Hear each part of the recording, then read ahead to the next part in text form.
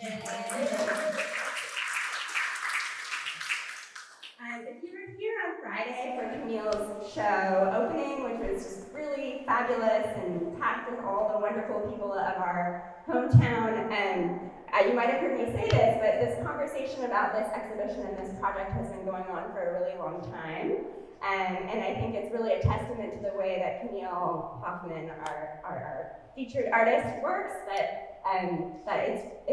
all the work that she does is really connected to the communities that she works in. And I think that's a really meaningful and a very integrity-driven way of working, and I think it's really inherent to her practice. And this panel is testament to that, because Ryan Buyco and Lydia Heberling, who are both ethnic studies professors at Cal Poly, were not in my realm of knowledge, I don't know, 2 months ago. And Camille, through her dedication to sort of connecting with the community and also making sure that she was really honoring the community and connecting with them, she invited them into this conversation, which I'm so thrilled about. So tonight is really just a dialogue.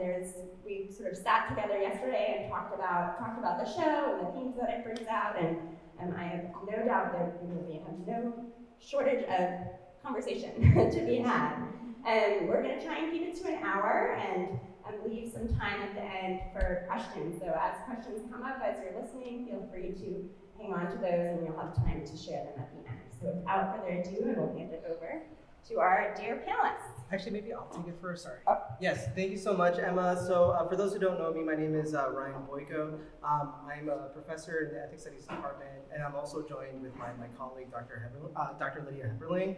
But before we begin our conversation today, I would first like to acknowledge the Yaktitutitu Yaktilhini Northern Chumash tribe, who have a documented presence in this area for over 10,000 years. The Tilhini peoples have stewarded their ancestral homelands, which include all of the cities, communities, federal and state open spaces within San Luis Obispo County and region. These homelands extend west beyond the ocean shoreline, south to the Santa Maria River, east into the Carrizo Plains toward Kern County, and north to Ragged Point in an unbroken chain of lineage, kinship, and culture. Additionally, and especially for Camille and I, as well as for other people who identify as Filipinos in the room, I would also like to make an additional acknowledgement of our shared responsibilities as Filipinos in the diaspora, as we strive to learn how our struggles here are interconnected with the indigenous peoples on whose lands and waters we call home. Thank you, Ryan, for that acknowledgement, and thank you everyone for coming out tonight. It's great to see you all here. My name, as Ryan said, is Lydia Heberling. I'm an ethnic studies professor at Cal Poly. Ryan and I both came in at the same time last year, and we're thrilled to be here with Camille this evening to have a conversation. And we have had the pleasure of meeting Camille a few times before tonight, and so we've just enjoyed conversation together about this exhibit and about some of the themes that we are planning to focus on. And I just want to caveat this a little bit with the reality that Camille just opened an incredible exhibition, and Ryan and I just finished our first year of teaching at Cal Poly, so we're all a little tired. Yeah. So very tired, not a little. Yay, bravo! We're going to see how this goes is kind of the point. And so what we want to do this evening is bring up and kind of recenter some of the recurring themes and ideas that came up in previous conversations so that we can share those with you. But there's going to be a time of question and answer at the end of the evening for you all to kind of open up and ask the questions about what you want to talk about with Camille and with Ryan, and I'm just here to facilitate everything, and so we'll just kind of see how this goes. But we wanted to start, Camille, with an opportunity for you to introduce yourself to the audience and to just tell us about this exhibition and you and how it came to be, just to kind of get us going this evening. Hi, good evening, everyone. Lydia, thank you so much. Ryan, Emma, Leanne. It's such an honor to be here with you all, to be in conversation with you both. To have this opportunity to share a little bit more about just the background of this work and how it's evolved. So, Sea and Mist sort of stemmed from about a 4-year conversation with Emma. We've known each other from back east, and have just had kind of an organic back and forth, knowing that we wanted to collaborate at some point. When the opportunity arose a couple of years ago, after several attempts pre-COVID to exhibit here at SLOMA and to be able to sort of respond to this particular gallery, I began by, as I normally do with a lot of my work, just some preliminary research. So when my background, a little bit about me, I'm formally trained as a painter. I also have been an educator, working with young preschool all the way through elders. Right now, I currently am a professor at Cooper Union in New York. And I'd say that my practice as both an artist and an educator are deeply interwoven. Those two practices are in conversation with each other, as is even when I make my work and when I'm invited to exhibit at a place, especially a place that I'm not familiar with, I begin with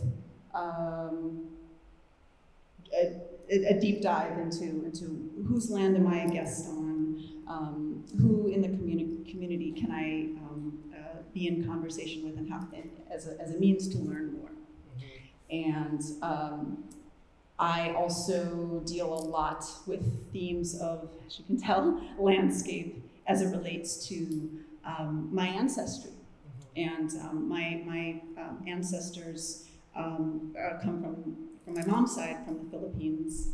And that's something that has been sort of a North Star in my most recent work.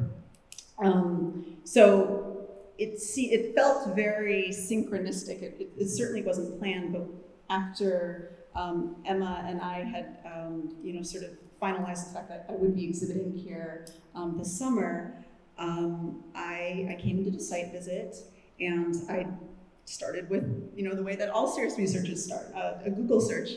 And it was like Wikipedia, of course. And I was just like, I wonder if Filipinos have any.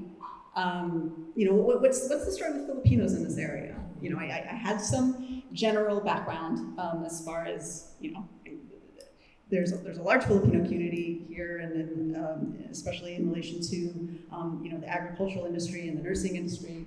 And to my surprise, I discovered that the research that the history is even deeper than I suspected. In fact, so deep.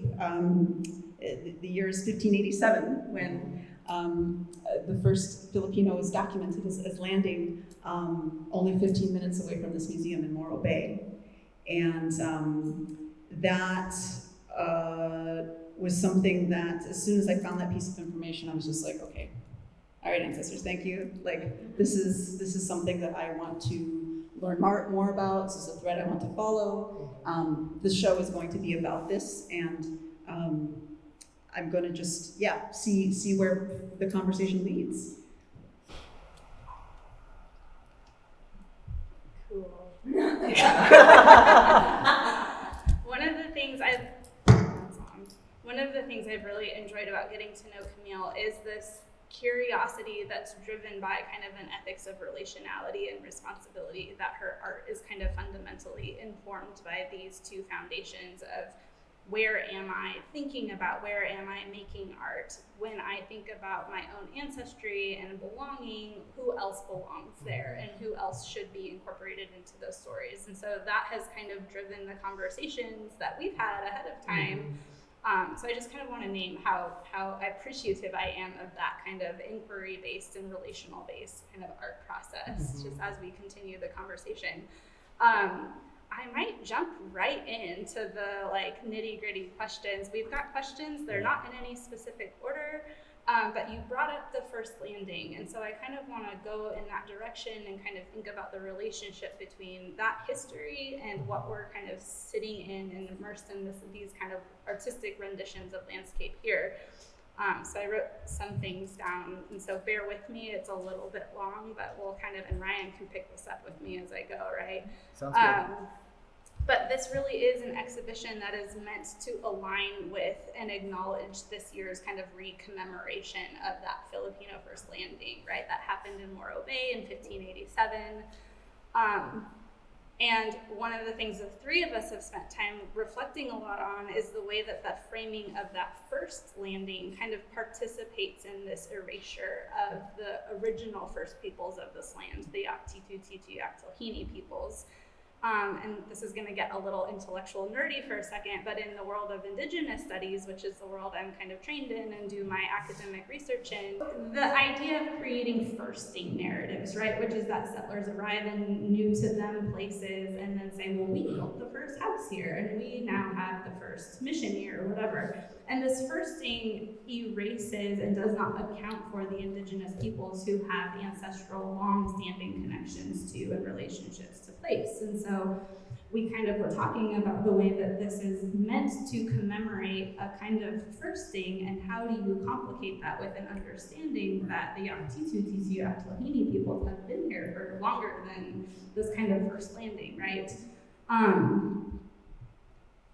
Ryan and I were talking a little bit earlier about the fact that even in this firsting, or this kind of first contact moment, it was Indigenous Filipinos, or Indios as they were kind of called in the journals, who were encountering the Yaktitututu'Yaktlahini peoples. And so you have kind of this Indigenous colonial kind of relationality thing happening here that doesn't quite become clear, you know, what it's going to be here in California until about a century later. But I wanted to kind of start by inviting you to talk a little bit about what that consideration is for you as we kind of commemorate a really, like, an important moment in Filipino history, right? This is important and significant given kind of the context of Filipino history in California especially, and how do we kind of account for and expand that history to include indigeneity and to include the local California Indian peoples in this kind of broader framework of settler colonialism and racial capitalism, which I'm happy to define. Ryan, did you want to add to that? Did I ask a question? I mean, I will respond to it, unless, like, Camille, did you want to talk about the I give the Filipino other first mic to landing? Camille. Well, actually, okay, so maybe, do you want to speak first, or? Either or. Okay, so I actually, maybe you can go first. Yeah. You go first, and then I'll follow up. Okay, whatever works. Yeah, well, you know, I think, you know, it's I'm grateful that we have the opportunity to kind of sit down and dive into the nuanced kind of nitty-gritty of this, because I feel like, yeah, before we can even speak about, like, oh, what does it mean to be Filipino now, and talk about 1587, it's like what was going on in 1587? What, like, were they even called Filipinos, and, like, whose land was this, and how? There's all of those things need to be acknowledged and also require time and space to unpack. Perhaps, like, just sort of dealing with a little bit of, like, etymology would be a good way to begin. So, you know, even referring to, like, Filipinos, those who we identify as Filipinos who landed in 1587 were at the time referred to as either Luzon Indios by the Spanish or Manilamen. And it would be important to preface also that they came on a Spanish galleon ship called Nuestra Senora de Buena Esperanza. And this was a part of a larger trade route between Manila and Acapulco.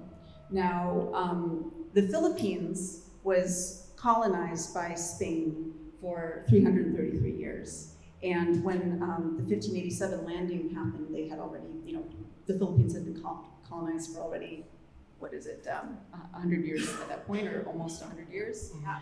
So, so there's some sort of context where many indigenous Filipinos, also let me back up by saying that Filipino was a term that was at that moment in time used to name Spaniards who lived in the Philippines. And there was a very important distinction at that time.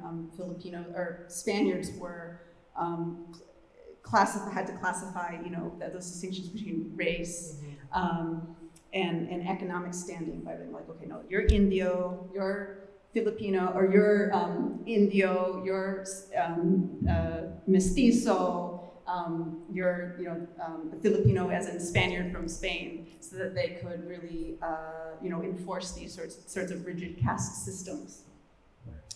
And during the time of the Manila-Acapulco galleon trade,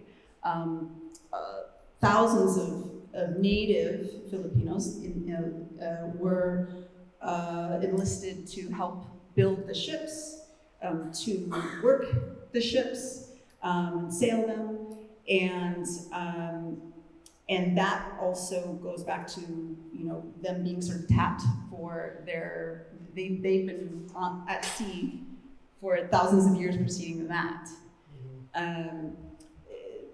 Filipinos, we have a long seafaring history. It's a large archipelago, and so that was something that was beneficial to the Spanish when they had colonized, so that they could, really navigate and then also just have the sort of manpower to move about the globe.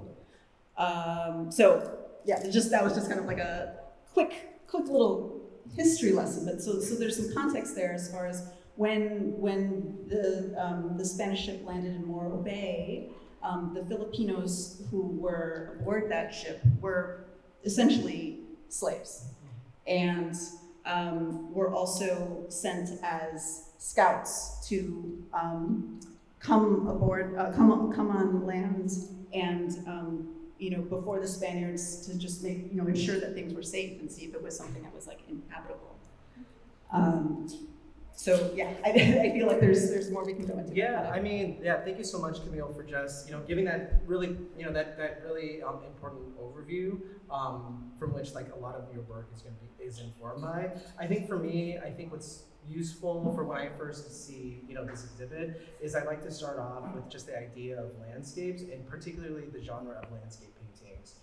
So first, I just wanted to say and acknowledge, Camille's training in landscape paintings, as well as how this training articulates into the exhibit that we're sitting in right now. So for those who don't know, the genre of landscape paintings is very much implicated in the history of colonization. So when we think about landscape paintings like out in the world, we see this as just like a giant, like vast landscape that are depopulated from people, which is to say that it operates within this sort of logic of settler colonialism. So this is a word that you don't know. Settler colonialism, it operates within the logic of elimination, in which indigenous people need to be eliminated in a variety of different ways for them to be replaced by settlers. And so settler colonialism operates in a lot of ways. It operates in terms of genocide. It operates on the level of representation by depopulating the landscape from anybody else. It operates by making the land or rent so expensive that Native peoples have to leave their homes. It operates in a variety of ways, and so settler colonialism is an important framework insofar that it allows us to connect things that seem very disparate and unrelated to each other. The reason why this is important is because Camille's work fundamentally disrupts the logic of settler colonialism insofar as if the genre of landscape painting depopulates or erases Native peoples by making it into a three-dimensional space that we have in this room. Camille is essentially inviting us to repopulate the landscapes that have been emptied out from people. One of the things that one of the important interventions that Camille does in this work is this use of fragmentation. So I don't think it's a coincidence that when we walk into this room, we're sort of disoriented by it. So you see these sort of images that are sort of flipped upside down. And so one of the reasons why I think that that's the case is because the Filipino experience in this country is not something that has been easy or comfortable, right? Because if it was, then the landscape would be represented as just a coherent landscape, but it's not. And so this sort of fragmentation works on multiple different levels insofar that it's trying to decenter this sort of colonial framework that landscape paintings operates under, but then it's also trying to say for Filipinos in this country is that precisely because it's fragmented, this is the realm of possibility. That because our stories are not worked out, our stories are also not settled in this country, is that we have also a lot of work to do. And this also entails kind of what we're talking about today, right? In terms of this sort of relationship between, Filipinos and then also indigenous peoples.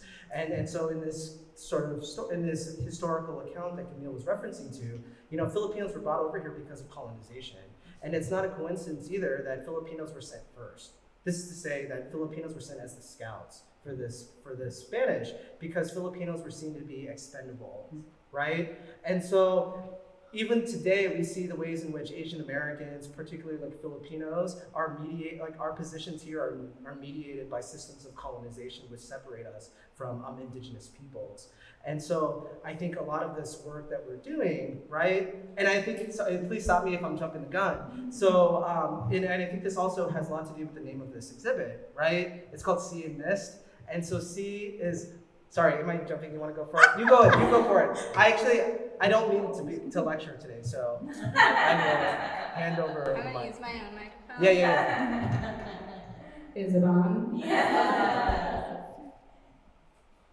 Whoa. Was it too much? No. Okay, That's great.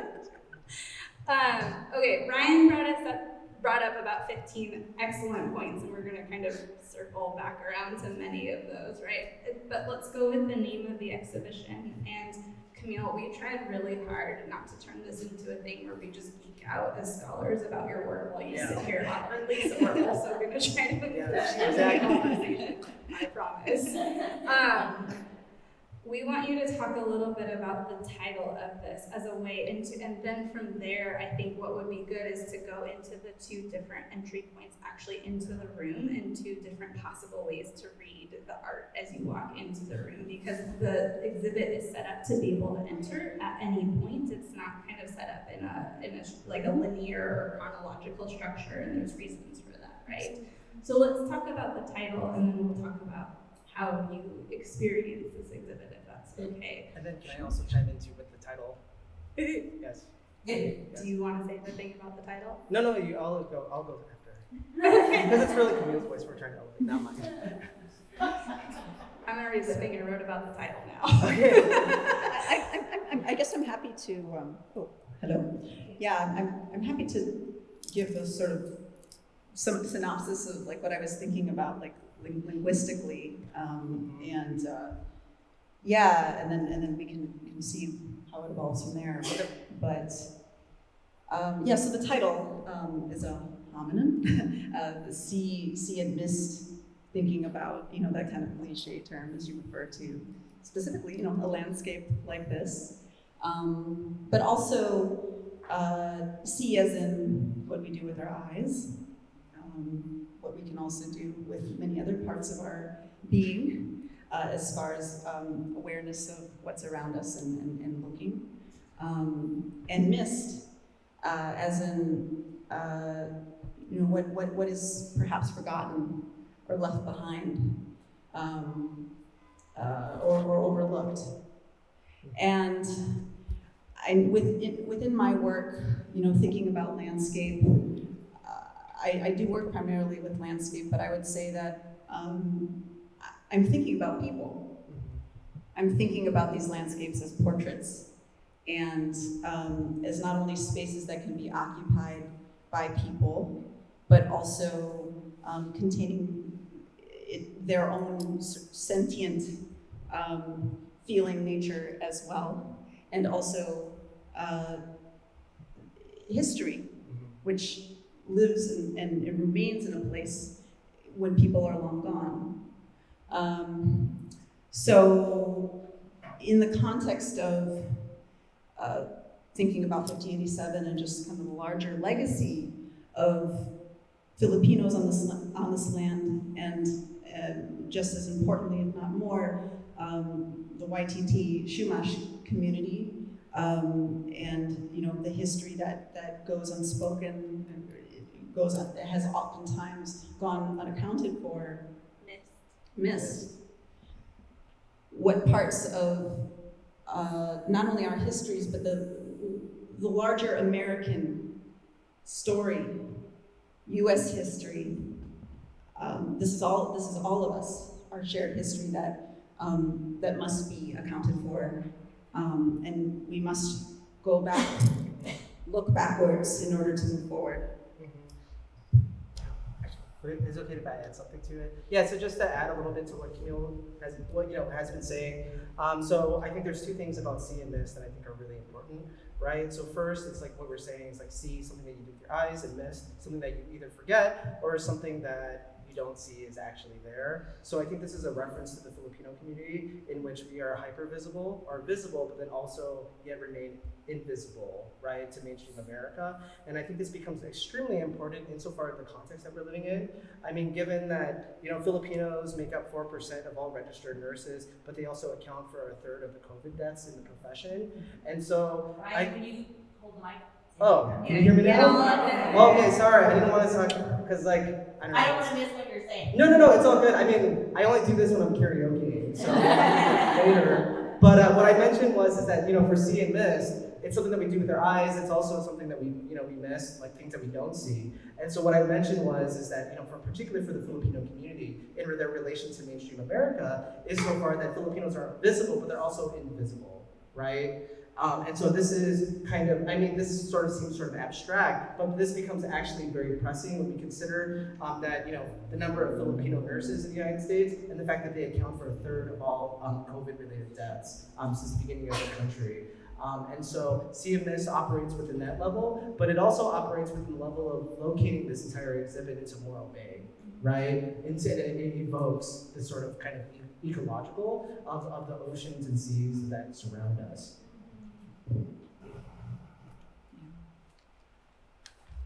There's two. Thank you so much, Ryan. Oh, sorry, I keep Thank turning you off. so much, Ryan. Yeah, there was a second part to the question too in relation to the title, and then you were asking about the kind of experience of moving through the space. So in addition to thinking about landscape, and landscape in my case, thinking about it as a portrait, I'm also thinking about how an immersive experience is one that also invites visitors to become a part of the work and ultimately become activators of the work. So I create this with my own experience. The materials that I choose, the gestures that I make are all a part of my sort of my path and the way that I think and the way that I move, but ultimately whoever comes into this space is going to have make their own choices as far as how they want to navigate, what they're going to be drawn to, which sort of material touchstones speak to them. And I want there to be that kind of openness and freedom in the work as well. That's awesome. Can I push on that just a little bit? I'm going to read a little thing and then kind of ask you to expand that. Sure. One of the things that we've talked about being super interested in this exhibit is kind of the material ecology, or how the materials are layered and juxtaposed in the mixed media kind of nature of the work here. And just kind of this ecology of things that you create beautiful art out of communicates a lot about dislocations and dispossessions and fragmentations, but it also communicates a lot about connections and relational opportunities as well. And I think what you have designed here and what you've created tells a lovely story, not only about this history of Filipino encounter here in the Central Coast, but also about continued presence and relationship building and kind of the striving for belonging and the striving for identification, even if that is complicated by settler colonialism and all of that. And so I'm just kind of curious here, like you're negotiating a community's presence here on the Central Coast, but you're also kind of negotiating your own presence here, like in this place and in the United States more broadly, through the use of materials, through the use of nurses' gowns, through the Pina cloth. And so I kind of wanted to invite you to tell us about the materials that you used to create these portrait scapes, right? Which is what I'm going to call them now. I like that. Yes. Yeah. I'm gonna steal that. So yeah, as you look around, you might notice, everything here is coming from a paint. I'm a painter, so it's coming, through a painter's hand. But most materials are pretty non-traditional in the painting sense and in painting history as we know it. So some sort of touchstones materially I want to name. I do use nurses. I have nurses' gowns that have been incorporated in some of the wall works and are also on the balangay bench in the center of the room. I am using, you can see some examples right behind us. This is a material that I've been using for a number of years, but it's this vinyl wallpaper that's actually a stock image, in this case of the Philippines and of the California coast. And these are mass-produced, kind of meant to be kind of romanticized landscapes that can be ordered by anyone, usually themed restaurants or anybody who wants to kind of bring the beauty of that place in your bedroom. In your bedroom, above your bed, yeah. And that kind of immediacy of that material and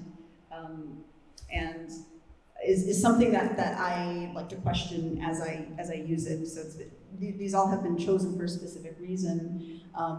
In thinking about how they are generic and void of context and historical context and people, and embracing the kind of materiality as these kinds of plasticky things that then get transformed and reformulated into something that's hyper specific.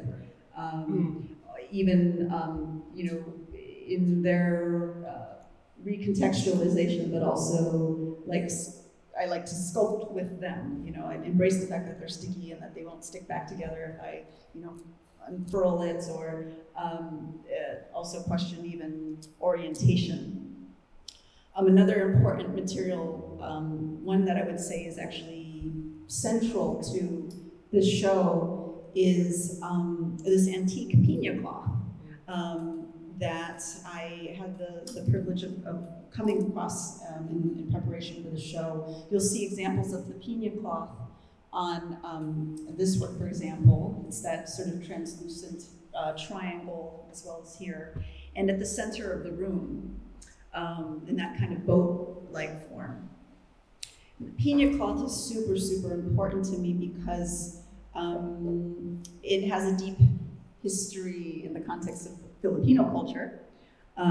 It's considered super traditional and very precious. It's woven from these fibers that are extracted from the leaves of pineapple. And it requires a whole team to extract the fibers, to spin them, to weave them, and ultimately you get this beautiful, translucent, airy fabric that is woven into really fine garments. If you go to any traditional Filipino wedding, typically the men wear what they call a barong Tagalog, and women wear them now too. And so I got this particular fabric is over 100 years old, and it was a gift to be able to kind of work with it and embroider it, and even collaborate. My mom worked with me on the centerpiece too to embroider it as well. So it's kind of an ode to my ancestors in a way that I can see, kind of bring our hands together in this process. And I would say also the pineapple is important in that it's central in Filipino culture and cuisine and textiles, but it's also not native to the Philippines. It comes from the Americas, and it came through the Manila-Acapulco galleon trade. So that history as well is embedded in this fabric.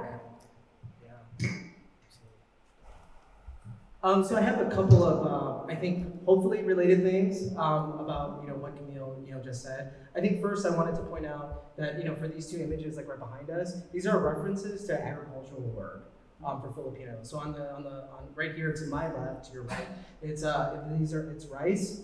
So we're looking at rice production here, and then on the other side we're looking at California, and I think it's grapes. Yes, It's a vineyard. Yeah. So I think it's grapes. So I think I kind of want to return a little bit about some of the work that Camille's exhibit is doing. Particularly in so I mentioned that landscape painting has been premised on erasing people, and that by having her exhibit as a room invites us to sort of repopulate this space. I also want to mention kind of like what I think Lydia Camille just said too, is that I think we have to think about who was here before us, and who is currently maintained like the connections to the land. And I think that by inviting us and repopulating this sort of space, it also calls into question our accountability and our accountabilities to the places that we call home. And so when I look at this sort of painting behind me, I think that we can see it as two different landscapes. You can see it as the Philippines and then also California coming together. To me, it actually, I think when I see this, I see actually 4 landscapes. So the first one is, of course, here we have the stock image of the Philippines that we see here of California, but then it's mediated, right, by mist. And so this is a reference to Morro Bay. And then because we are located where we are located, this is also a reference to this particular spot, which is in very close proximity to the missions. And I think Lydia can share a lot with us about that. We don't need to talk about the missions right now. I think it's important, right? Because I think, I think one of the major interventions that I think Camille's, artistic work does is that it is, geographically specific, right? This is a work that can't necessarily be produced in other places, right? So, yeah. No, I think that you're right. I think it's good that we've called attention to the way that the landscapes are connected and mediated here in this painting. One of the things I pointed out when we were here earlier, kind of looking at the exhibition and thinking about this conversation, was kind of the presence even of like a form of ecological colonialism in this picture, since grapes and vineyards were brought here by the Spaniards, and I think that opened up another connection through colonialism, maybe like a byproduct of colonialism, but the way that the landscape kind of mediates and holds both Filipino and indigenous peoples, and the way that Spanish colonialism has kind of brought both indigenous and Filipino people into these systems of racial capitalism and labor as a way of thinking about retaining control over land. And what your art is doing is kind of resisting and refusing and subverting some of those narratives of control and domination, first by the Spanish, now by the United States, and so on, right? It's kind of thinking about literally flipping landscape upside down and asking your viewers here in San Luis Obispo to kind of encounter your art in this very upside down and defamiliar way. The first thing you do is you have to like turn your head and figure out, is this the Philippines or is this California? And how do we make sense of this? And I think that kind of practice of defamiliarization with these stock images, these kind of flat static images of places that kind of we presume total knowledge about, right? Where we're like, oh, we know California, or we know the Philippines. These stock images represent the total stereotype, or whatever. Like you've kind of forced your viewers into a space where you have to rethink what you know about a place, right? Whether that's, and how we know things, Brian and I both know, and we all know because we're educators, is like through education systems, right? And so a lot of that unlearning happens in a classroom, but it also happens when you're here. Right. I actually kind of want to think about the mediation between California and the Philippines and kind of your incorporation of the sky world and the ocean world here. I want to talk about the boat in the middle of the room. Can we talk about the boat? And then what I think we're going to do, just for time's sake, because we understand where we're at, is open it up. We could talk literally for 3 more hours. I'm not going to do that to you. So we're going to talk about the boat, and then we're going to let you all ask all of your questions. But it's got a camera on it right now. There's actually 2 boats in the middle of the room. But this is really the central image in the space, kind of literally and figuratively, right? It's a Filipino watercraft called the Balangay, and they're seafaring watercrafts, right? And so you've installed kind of this interactive Balangay that incorporates a lot of mixed media materials, like the nurses' gowns, right?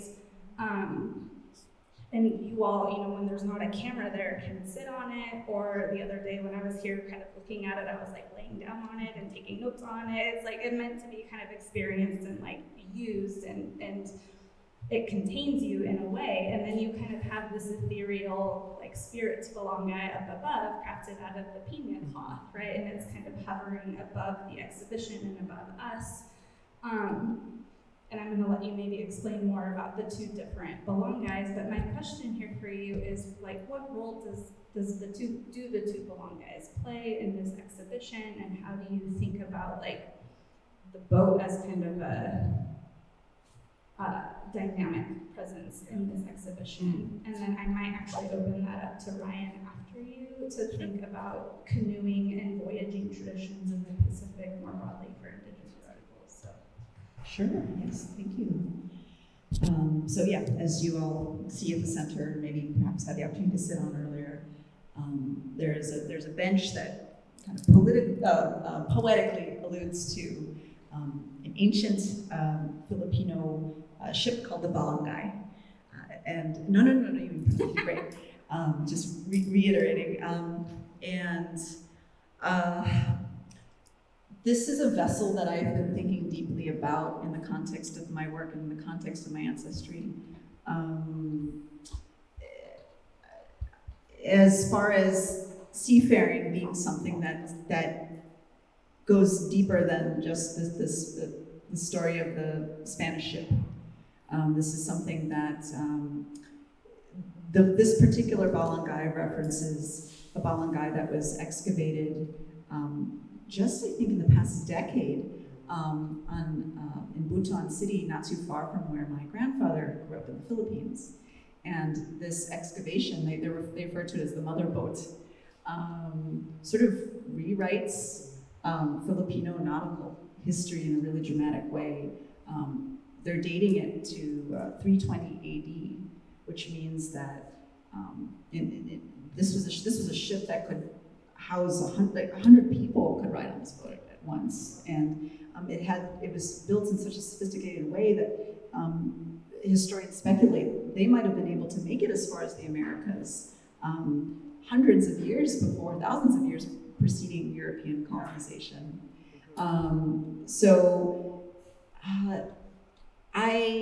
Regardless of what is documented and what is known or unknown, that bit of information, that excavation, represents something really important in my own understanding of my own people's narrative.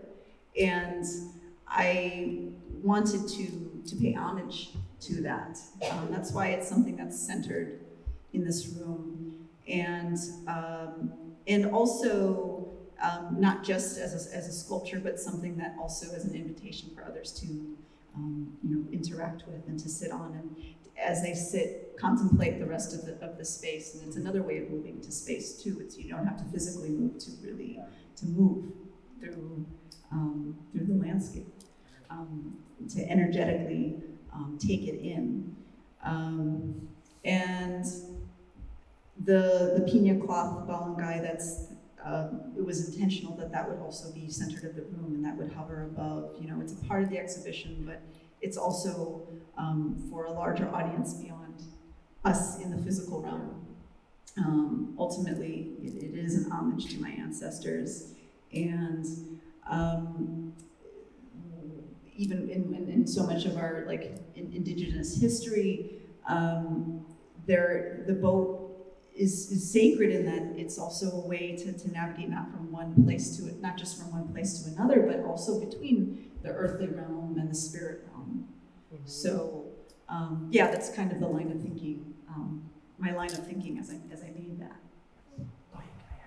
Yeah, just to add on a little bit. Yeah, so I don't think I think it was very intentional to keep, the boat in the center of the room, insofar that it operates as a reference to the larger context of Oceania, particularly in traditional navigation philosophies, in which the boat, it was understood that the boat remained stationary while the world revolved around the boat. And so I think when you sit onto the boat and you're looking around, it's really an invitation to what does it look like from the perspective of Filipinos. On top of that, I also wanted to just build up a little bit what Camille was talking about, right? These Belongai being able to potentially sail across the ocean to the Americas. And I think it's important to note that the Spanish galleon, the galleon trade, so these giant ships, they're called Spanish galleons, but that we can't forget that these boats were actually made in the Philippines and not by the Spanish colonizers, right? And so this sort of technology and these sort of techniques, have been very much present. And I mean, that was the reason why the Philippines was used, is because this is a very long history of navigation and sailing within the seas. One thing that I do want to note is the use of stock images, and I think this specifically speaks to the experiences of loss for those in the Filipino diaspora. Insofar that I mentioned this the other day when we sort of met, that let's say I can only speak from my own experience. So if I was born in the Philippines and I grew up there, things would be passed down to me. There would be knowledges that would be passed down to me where this would be the best time of the year to go out into sea. This would be the best time to go out and do something else. But because, my family decided to cross, the ocean on an airplane, not a ship, but, they decided to come and start a new life, a lot of these sort of knowledges get lost, in which, we're forced to learn something new. And so the reason, and I feel like the use of the stock image is sort of this sort of gesture towards this diasporic longing for a homeland. And that when you do that, you use the available images that surround you. And touristic images are the ones that are available to us in the diaspora, especially for those of us who don't and didn't have the opportunity to grow up there. Oh, sorry.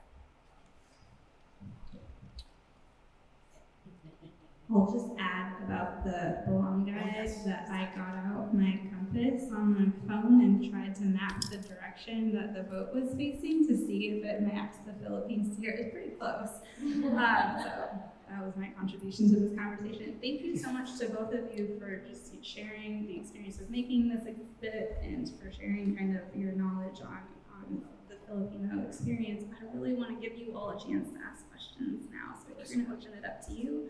And Emma might pass around a microphone.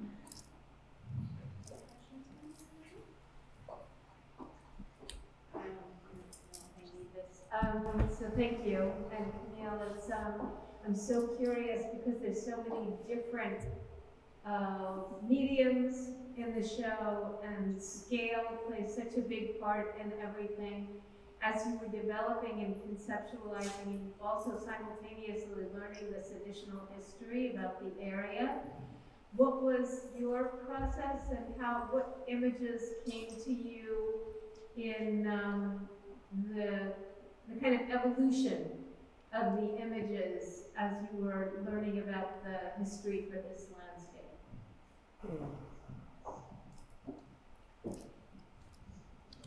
Thank you. Thank you for the question. It was a very organic process. I know that the sort of seedlings were just thinking about the kind of negotiation of not even specifically, Philippines and California, but just what is this feeling and what is this experience of moving between two different spaces?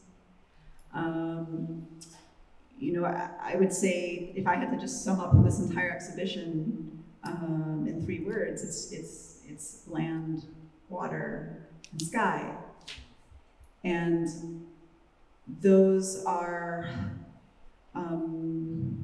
means through which,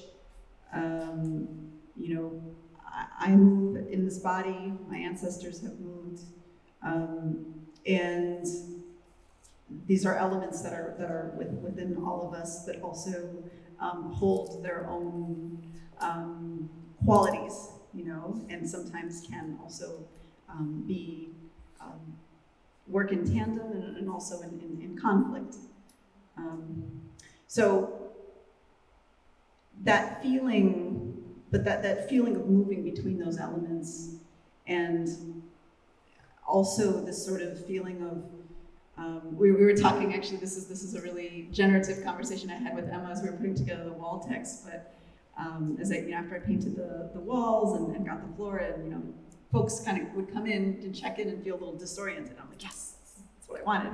And Emma's like, it feels like that kind of liminal space when you wake up from a dream and you're still sort of negotiating like who am I? Where am I?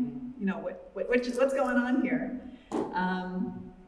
So yeah, and I thought that kind of perfectly sums up what I want to do here. And so as that started to develop, certain materials came also. Certain materials I've been working with a while, and I kind of continued to work with those things. And then it was a kind of matter of what I was finding as the project evolved. And one of the most important lessons that I've been learning as an artist is to allow for that dance.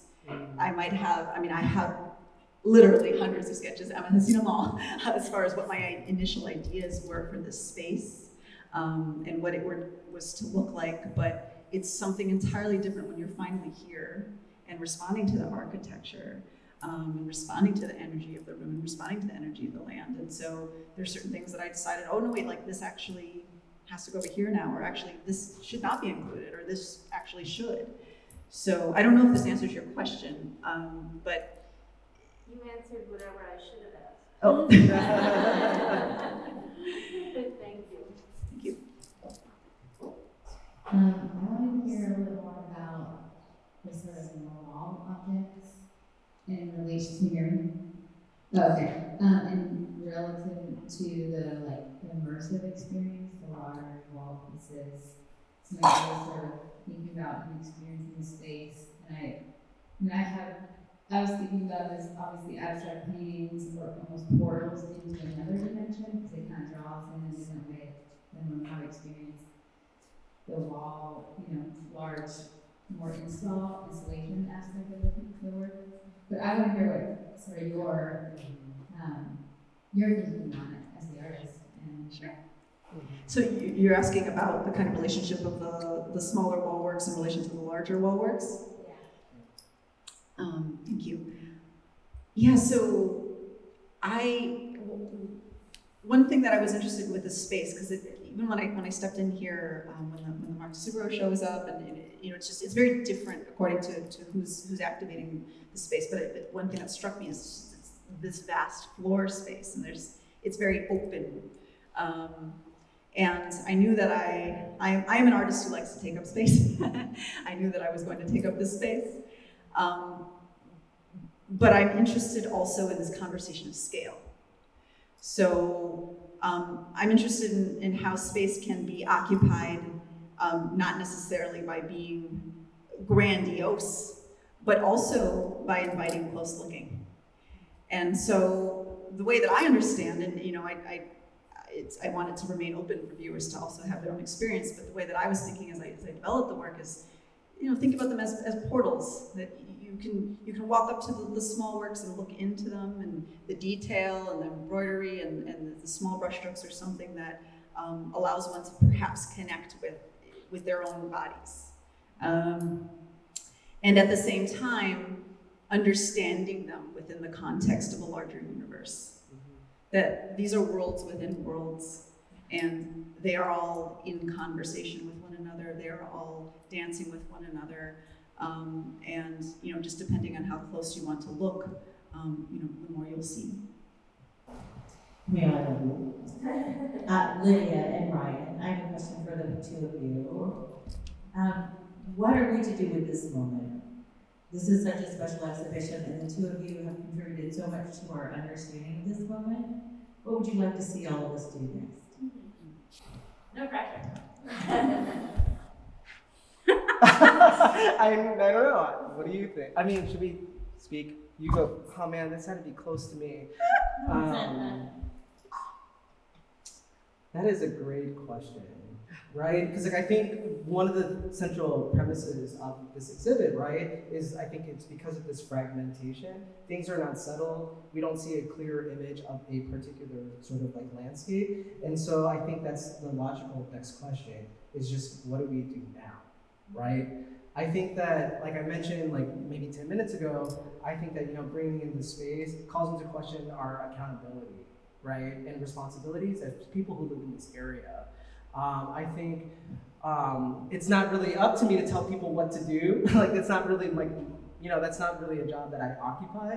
But I will say that, decolonization, I think what this brings us is a question of decolonization, and then what does decolonization mean?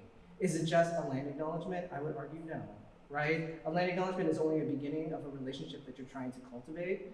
The reason why we do land acknowledgements, and Lydia is like the Native You should have heard Ryan. No, I mean, so I will say, Talking about land acknowledgement. I mean, so like, what I will say, right? Because I think a lot of times we treat land acknowledgement as like the end of itself. Because I have done a land acknowledgement, therefore, like, I am no longer complicit in the very histories that erased Native peoples from this land. Even though they still live here. They're still fighting for their rights. They still thrive, even though we don't necessarily see it. I think decolonization is a process. We all come in different levels. We come from different places. But I think that decolonization requires all of us to be a part of it, right? It's not just for the Native American community to tell us what to do. It's also not for anybody else to tell us what to do. We have to engage. But I think in order to do that, we have to cultivate these sort of relationships. And so for me, when I do a land acknowledgement, it's not just for a performative sense, but it's really about, like, if there is a Native person from this particular tribe in this room, I'm here because I want to make relationships.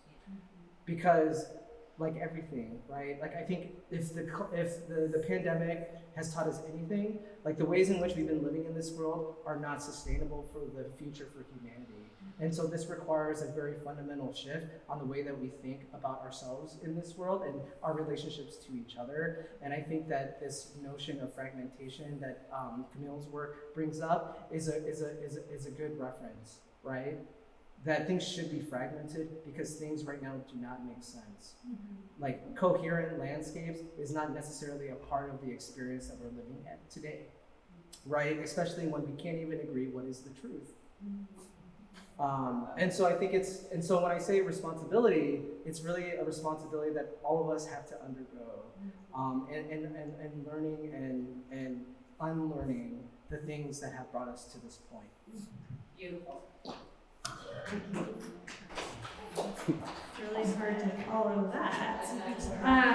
I want to add two things, which is to reiterate that Camille's work invites us very uniquely to think about not only fragmentation, but the work that we do as art viewers and museum, members or whatever, to come into this space and make meaning with Camille's art. That's what she's inviting us to do.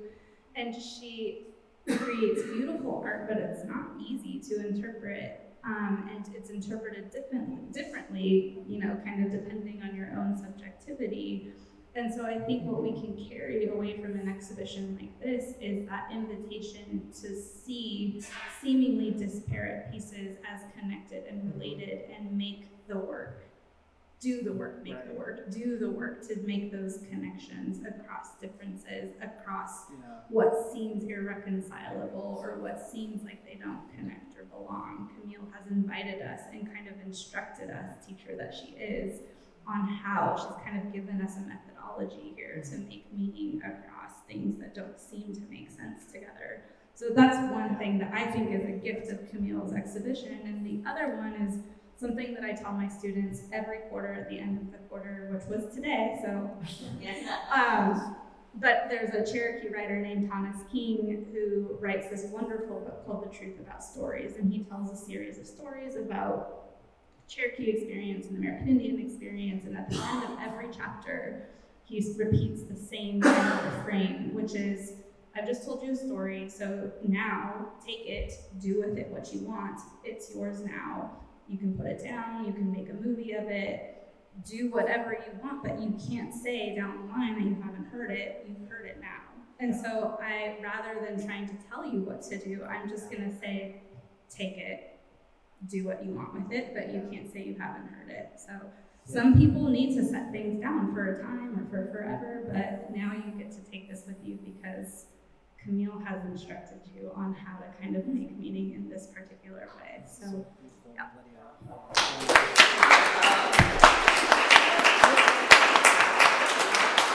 Thank you all so much. This is brilliant and lovely and so delightful to listen to. I wish we had more time. And thank you all for coming. We had a group of first and second graders in the space this morning. Can you hear me? In the space this morning from Monarch Grove Elementary, and one of the things that we do at the museum is we utilize visual thinking strategies, so it's really allowing the students to tell us what they see and then use that to help sort of guide what they're meant to see.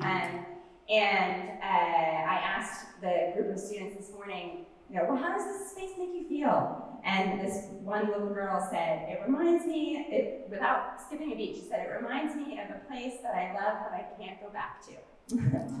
And I feel like that is such a relevant thing, and of course the wisdom of the child is like so relevant to this conversation and kind of poetically sums up what we talked about tonight. So yay for that. And the other thing I wanted to say is like this work doesn't end in this room. Camille's in the process and has been working even today on a public sculpture that will go on the lawn and will be installed on June 11th. And we're doing a ribbon cutting with the city at 11 a.m. on June 11th. So come if you can and continue to invite people to the space. And the sculpture and the show really are in dialogue with each other. Also the catalog.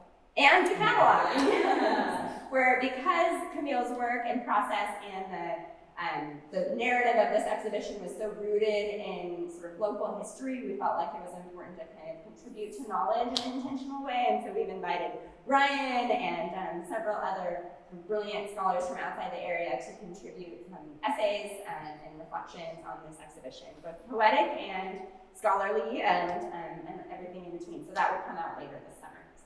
Anyway, lots of stuff happening. Thank you so much for being here. Really appreciate it. And we'll see you.